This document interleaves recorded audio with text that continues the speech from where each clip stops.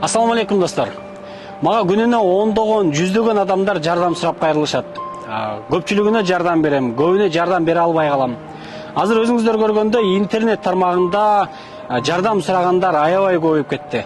Мына ушунун баардыгын ойлонуп отуруп, мен азыр Москвага келдим. Бул жака келгендин себеби Tele2 компаниясы менен келишим түздүк. Эмне болгон келишим?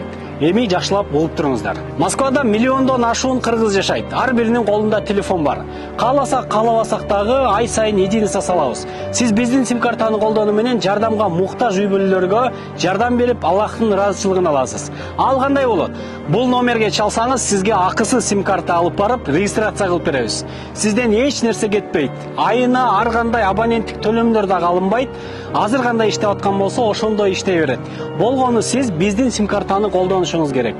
Сиз салган единицанын 10% биздин фондко түшүп, кайрымдуулукка жумшалат. Эми элестетиңиз, Россиядагы кыргыздардын баардыгы биздин сим-картаны колдонсо, миңдеген кыргыздарга жардам бере алабыз. А эгерде сиз буга чейин Tele2 колдонсоңуз, ал жарабайт.